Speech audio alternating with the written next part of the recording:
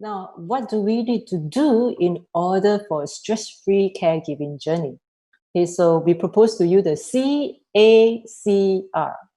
C stands for consider, A, arrange, C again, care, and R, to review. It's very important, the R. A lot of us sometimes forget to do the R. So what do we consider? There are a few things to consider, but first of all is to consider yourself, all right? What about yourself do you need to consider? Firstly, are you mentally prepared for the caregiving task? Things may not be as easy as it seems to be. So are you mentally prepared? I mean, it's quite a change in your daily routine from, especially if you have been working in the office and now you'll be staying at home, mostly to provide care to your loved ones. So the change in environment can be very different. When you go to your office to work, you know, you have your colleagues to talk to. Sometimes you gossip. Sometimes, you know, you pour out some of your grievances. But here at home, you may not be able to do that anymore, and you are having to face your care recipient 24/7. So are you mentally prepared for this? Are you prepared for the level of care that is required? For example, if you are taking care of your aged parents and they are wheelchair bound, do you know how to do a transfer from the wheelchair to the bed, or from the wheelchair to the chair, you know? So the level of care that is required, the skills of caregiving. So if you are not sure how to transfer your loved ones, maybe, you know, you should go and take out a training so that you can be more confident when you are taking care of your loved one, and right? And also, what are the support that is available, and what are the supports that you need, right? So part of the support may be rotating among your family members, you know, on weekends, maybe they can come over. So things like that are things that you need to consider about when you're starting a caregiving routine. Secondly, you need to consider about your loved one, all right? Are they mentally prepared to be cared by you? Sometimes, you know, they have been very independent for a long part of their life, and now suddenly they have to be cared by you. They may not be so prepared. Uh, Sometimes, maybe your spouse had just recovered from a stroke and may need help with the showering. Uh, Even when it's between spouse, some of the spouse are not comfortable having the other person to give them a shower. So are they prepared mentally to have you help them in such intimate chores, for example? All right. So these are things that you need to think about for your loved one. Especially, you also need to think about how can you maintain their level of independence, right? While providing care for them. If you start to do everything for them, then they will have this called the learned helplessness. Then they stop doing things for themselves, right? And so you need to balance. While you want to provide care for them, you also want them to still maintain independence. For example, if you are taking care of your grandchildren, you want your grandchildren to learn to be independent, right? So you don't want to do everything for them.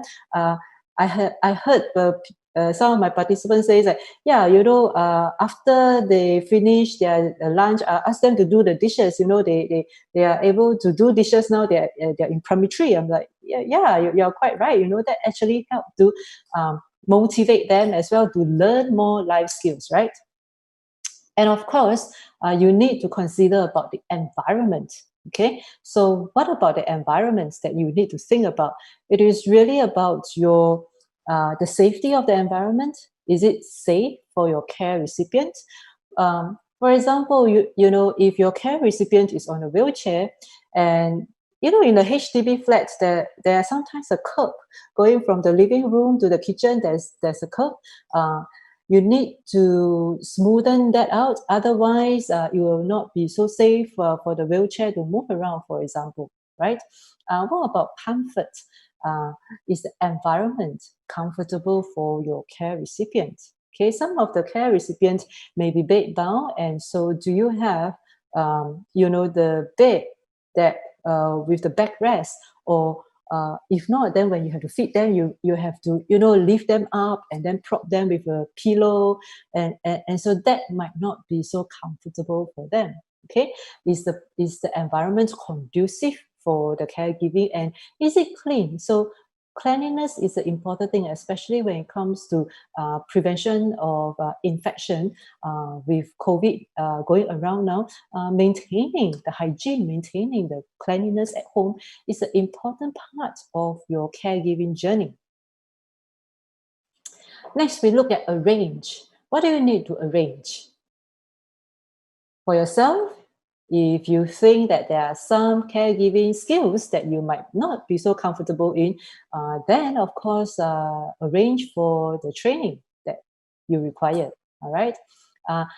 Learn about the conditions of the care recipient. Okay, so for example, if you are taking care of your parents with dementia, learn more about dementia. Understand why your parents behave in certain manner on certain days, and yet on certain days they behave like they are normal. So the more you understand about the condition, the more comfortable you are in your caregiving journey, because you are prepared for the unforeseen circumstances that can happen every other day. All right. And of course, then you want to plan for the supports that you need. So if you think that every week you need your weekend off, then you need to talk to, you know, your other family members about that as well. So that is to arrange, right? If you don't talk to them to arrange for the weekends off, then they wouldn't know that you actually need it. You also want to look at different things when you are planning for yourself. So ranging from becoming aware of what you need to do as a caregiver, to when you start caregiving, what do you need to do? And then you, as a caregiver, you develop your own routines, and then you need to continuously adapt. And one day you might lose your caregiving role, and then how do you redefine your identity? So let's go into it one by one. So, like I said, becoming aware that you're going to be a caregiver, and it might be a total change of environment, right? Or change of routine. What kept you busy before the caregiving? Now that you're going to be a caregiver, you may not have time to pursue that anymore. Then developing your routines, with your caregiving tasks, and also your other household chores, and also your other self-care routine. How do you plan your daily schedule so that you don't feel so stressed, you don't feel so breathless at the end of the day? But remember, all these things needs to be continuously adapted, all right? Because the care recipient needs to change over time. And so you need to adapt, all right? Nothing is casted in stone. And one day you may lose your caregiver's role, all right? Your loved one may pass away, may no longer be around, or your grandchildren may be grown up and they don't need you as a caregiver anymore. So there are different reasons, right, that you lose your caregiver's role. And so then what do? Some of you, after losing your caregiver's roles, you are at a stage of loss. So it is about having to plan about redefining your identity. So now you are no longer grandparents, you don't have to take care of your grandchild anymore because they're in secondary school. So what do you do? What plans do you have for the future? Or, your parents pass away and you don't have to go visit them anymore. And so what do you do? What are your plans? Next, you need to arrange for your loved one as well, right? What do you arrange for them? It is about involving them in as much decision making as possible. After all, it's their life, right? You're taking care of them, right? So involving them in their own care as much as possible, allowing them to do things that they are still able to do. Sometimes you might need to modify the task so that they are able to do it. For example, a person who just had a stroke may be stronger on the left side and may not be so strong on the right side, and taking shower, they need two sides. And so how do you modify the showering experience so that the person can still help himself or herself as much as they can, for example, right? And all this is about open communication, talking to them about it, asking them how they like to be involved, asking them how they foresee that they like you to provide the care. And there's this important thing that you need to have open communication about with your loved one, especially your parents who are aged or your spouse. Okay, it's called the Advanced Care and Medical Care Plan. So what's the differences between the ACP, AMD, and LPA? All right, ACP is Advanced Care Planning, AMD is Advanced Medical Directive, and LPA is your lasting power of attorney. And what's the difference? And I'll go through them one by one so that you know the difference and you are ready to have that open communication. So ACP, it is not a legal document. It is a personal document. All right. It's about planning your care should one day you're unable to advocate for yourself anymore. So there's a template at livingmatters.sg. You can go there and download the template and start thinking about, what you need to live a meaningful life and what would be important to you and what kind of care, what kind of treatment options would you want in the future. And once you have thought about it, you need to talk it over with your loved ones. So if you're having this conversation with your parents, then you need to let them think about it, maybe for a few days before talking to them about their choices. And once you have that conversation, then you need to respect their choices. So how do you start a conversation? So I had the ACP conversation with my mom a few years back. And yeah, I mean, I'm a very straightforward person. And I just asked her, if one day you ever get really sick, I want to know what kind of care you like. I don't want to second guess. I don't want to make the wrong decision for you. So let's talk about it.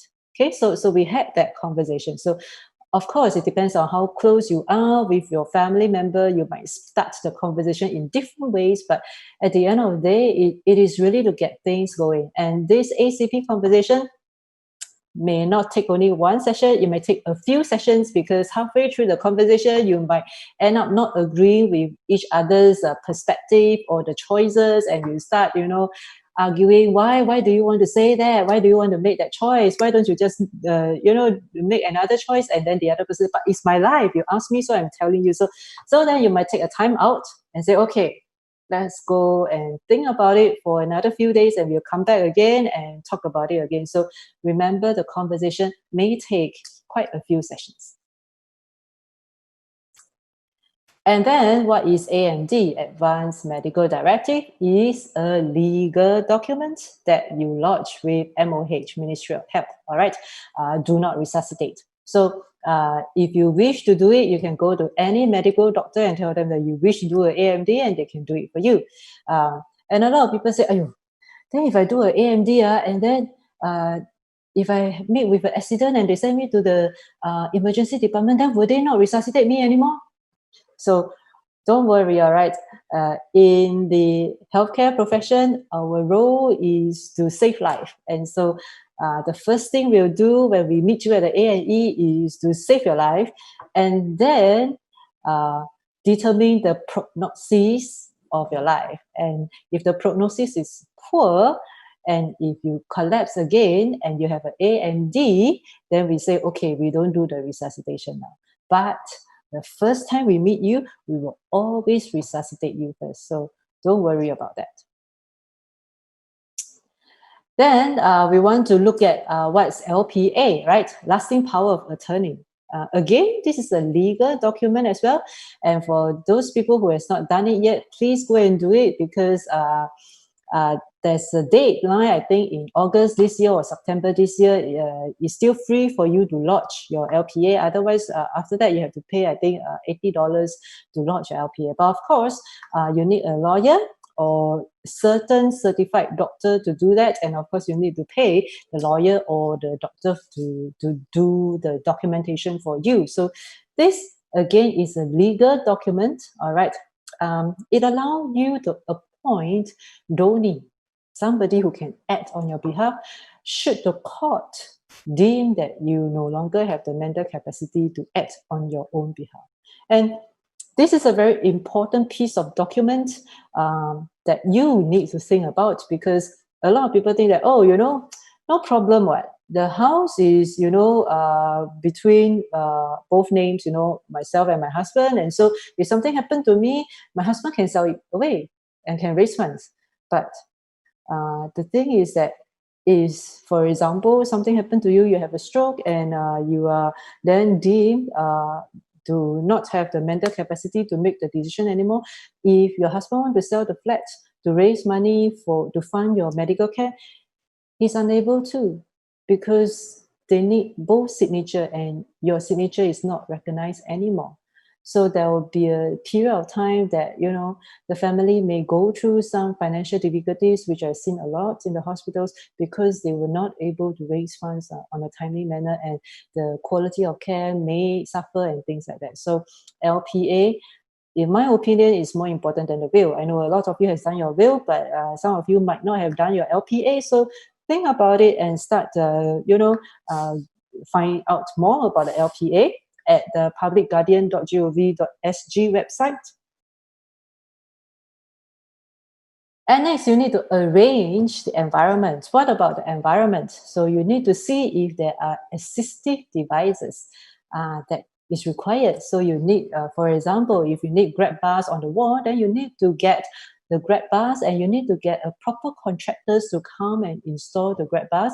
The grab bars needs to be installed at a height that is suitable for the care recipient, depending on the height of the care recipient. So there are some HDB contractors that tell you that, oh, I've done 1 million houses, no problem. But actually, if you want, you should actually get occupational therapists to come and measure the height and mark it on your wall, and get the contractor to come in to install that. That would be the best choice. Then, of course, you need to care for yourself, right? And that's what this talk is about, right? So what do you need to do to care for yourself? So on a day-to-day basis, you need to ensure that you have time for exercise, okay? Because exercise actually stimulates your brain to release the feel-good hormone called endorphins, and that is, a stress relief hormone, all right? So it is important for you to do at least 30 minutes to 60 minutes of exercise every day. Make sure you're eating well, okay? Because when you eat well, then you take care of your health, then you're in a better position, all right, to be a caregiver. And sleep is very important. I'm sure you have been jet lagged before, and when you were jet lagged, it's hard for you to function, it's hard for you to think properly, right? And you know that as a caregivers, you need to make many decisions on a day-to-day basis, and so in order for you to function properly, in order for you to think properly, in order for you to be able to concentrate, sleep is very important. And if you ever feel very stressed with the caregiving task, talk to someone. You're not alone, all right? You can talk to your friends, you can talk to your family members, but if you feel that they wouldn't be able to understand, there are also professionals, there are also support group that you can approach, and we'll talk a little about that later. And remember, it is okay to ask for help if you feel that you're unable to cope. And it is also okay to accept help, all right? Sometimes your family members may be able to see that you are struggling, and they might offer to help you, yet you might be the one who reject and say no, it's okay. They might offer to say, look, you look very tired, why don't we come over on weekends to take over from you, and then you can have a rest on weekend. And you say, no, but I'm the caregiver, we agreed that I should quit my job to take care of mom, and so I should be caring for her 24/7. You all have to work, it's okay. All right, if people offer help, then accept it graciously. Okay, you can never get too much help. The more help you get, the better you feel. And when you feel better and less stressed, then you are a better caregiver. Categorize and discuss the tasks with those who offer to help. Okay, maybe some of the tasks you feel that you're able to do that best. All right, so maybe those things you can do it before you go out on weekends. So maybe you say, okay, I'll shower mom even on weekends. because mom feels shy with you showering them. Oh, okay, that's fine. So you could shower mom first before you go out on weekends and to have a respite, right? So these are things that you can categorize and you can discuss with your family members what they should do and what you should do. And remember to pace yourself, okay? There's no hard and fast rule like what time must a person shower. Like today is kind of rainy and, it's 2:30. If the person feel cold and doesn't want to shower, it's fine. You can shower at 4 p.m. when the sun is out. It's fine. Nobody say shower must be done in the morning. And sometimes, because of routine like this, caregivers get into the fight with the care recipient. Like, no, must go and shower now. But no, but I don't feel like. And so this becomes a daily struggle. And it doesn't have to be, because that struggling actually add even more stress to yourself. All right. And of course, be able to recognize the emotions and burnout symptoms that we have covered just now. All right. And seek help early. And an important thing that caregivers share with me is that once they are able to see the light, once they are able to find the positive meaning related to their caregiving role, caregiving becomes a lot more meaningful to them. All right. They no longer resent the challenges. In fact, they love the challenges. And when they are able to solve that and they see the smile on the face of their care recipient, their loved ones, that makes them feel even better. So it generates more positive feelings when you're able to find that positive meaning as a caregiver. It helps you feel closer to your care recipients, your loved ones, all right? Because you have a sense of purpose, you have a sense of meaning.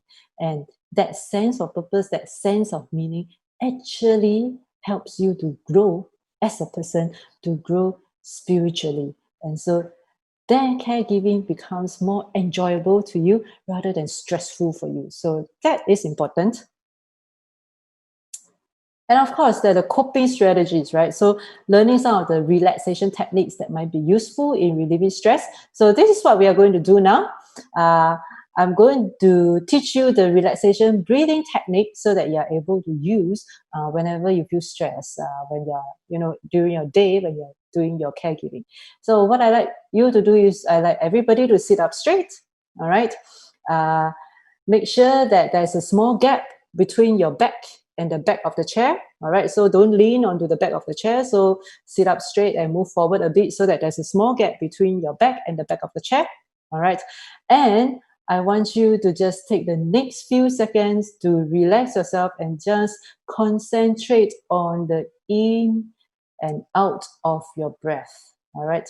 Thinking about nothing else, just pay attention to the in and out of your breath. Okay. Are you ready? All right.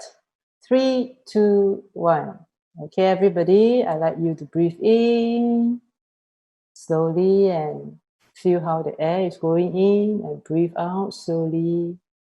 If you like, you might close your eyes and I'll let you know when you can open your eyes. And as you breathe in, tell yourself to relax. As you breathe in, tell yourself to smile. And out. As you breathe in, feel the tension on your forehead. Are you frowning? Release those tension. Okay, you may open your eyes. So this is a very short session on your practice on the relaxation breathing technique. I'm only trying you out on 30 seconds, but if you find that it's been beneficial for you, you can, of course, do it for a longer period of time, 1 minute, 2 minutes, 5 minutes, 10 minutes. Sometimes we do it for 30 minutes or even longer, all right, depending on whether you can find the time in between your caregiving tasks. If you cannot find a lot of time, 30 minutes is a good break as well, all right? It's always better than nothing, okay? And maintain the open communication with your family members and friends, all right? They're always there for you. So feel free to approach them, feel free to talk to them. And it's important to get the respite time to do something that you enjoy. If you enjoy playing golf before, find time to play golf, all right? If you enjoy going to Zumba, find time to go for your Zumba, your exercise, your gardening. Some of you like to talk to your plants, find time to do that as well. And I say about support group, right? So yeah, so there are different support groups, all right? Support groups can be in the form of your friends. So among my close friends, we have a WhatsApp chat called support group, right? And we know that if we need to vent anything, we'll just have to type it all out in that WhatsApp chat. And then we'll get the supports that we need, the affirmation that we need to hear, the kind words, the comforting words that we need to hear. And so you might start something like that with your friends as well, all right, to get in touch with your friends. Or you can also join caregiver support groups, okay? And later I'm going to share with you some of the support groups that you can join. And there are also respite care services that you can tap on if, for example, your siblings or other family members are not do not have the time to help you out. Okay, so there are adult care center which offer respite care on weekends, and you can actually go find out more about these services. So these are some of the community support groups. Yeah. So for example, the ADA, Alzheimer's Disease Association, they do have support group for caregivers. Yeah. And so you might want to approach them as well, even for Parkinson's Disease Association. I'm seeing some questions here. I will answer them at the end of the talk. And for those of you who are on who are looking for financial help, for example, there are also grants that you can tap on. For example, if you feel that, I'm not so sure about the transfer skills, the transfer from wheelchair to the bed and things like that. And I would like to learn so that I don't drop my mother when I'm transferring her. So there's actually a caregivers training grant provided by AIC. And you can actually tap on training grants like that to go for caregiving courses so that you can become more competent and confident as a caregiver, for example. Okay, then of course, we are also looking at things like the Seniors Mobility and Enabling Fund. So, for example, if your care recipient, your parent need to be on a wheelchair, all right, you can actually tap on this fund to buy a wheelchair for your parents, okay? And there's also the Foreign Domestic Worker Grant, all right? So if you need to have a helper to help you because your parent is quite big size and you're alone and, you are struggling with the transfer and all that. So all these are different grants that you can tap on to help you to reduce the burden as a caregiver. There are a lot more resources for caregivers on the Silver Pages, and Silver Pages is run by AIC. So you can go to silverpages.sg home, or you can call them at their hotline, and they are able to actually give you a lot more information on either whether is it, the support group, or which grants should you be tapping on, or where do you go for respite care, which is the nearest adult care center near you. If there are a few adult care centers near you, which one is most suitable for the medical condition of your spouse or of your parents. So all these are resources that you can find on the Silver Pages website, or when you call them, their officers will be able to help you out. And lastly, it comes to review, right? So what do we review? Firstly, review about yourself. How do you feel about this whole journey in caregiving, all right? Do you feel more confident now in certain caregiving skills that when you started off, you were not so sure, right? Do you feel that you're getting better? Or do you feel that you are losing your temper more? I also want to review, the decisions that you make. Does it work? The decisions that you make, to maybe install the grab bar at home. Is it working? Is it helping you in the caregiving? When you're showering, your loved one and your loved one need to hold to the grab bar. Is it at the correct height, that actually helps your loved one to push themselves up? Or is it too high and they are unable to use that? So you need to review, and then you need to say, okay, if it's too high, then I need to ask the contractor to come and to readjust that again so that it's at the correct height. So these are things that you review. All right. You want to also review things like medication that your loved one is on. So I always tell people, medication is a two-edged sword. On one hand, it helps your loved one feels better. Okay, it controls some of the symptoms. On the other hand, there's also side effects. And the more medication you have, the more side effects they have. And some of the medications you are taking are to control the side effect of some other medication. And therefore, I always ask people, does your loved ones need to be on so many medication? Sometimes when you complain to the doctor, yeah, my mother is not sleeping well. Oh, okay. So sleeping pill. Yeah, my mother, the mood is not so good. Oh, okay, mood stabilizer. And then you want to ask, does my mother need the sleeping pill? Okay, does my mother needs a mood stabilizer? Because sometimes we look at older people with a different light, with a different set of glasses. For example, if the baby, the newborn, don't sleep through the night. Okay, during the night they'll wake up a few times, right? And you say, oh, that's normal. Baby is like that. Why they wake up a few times in the night?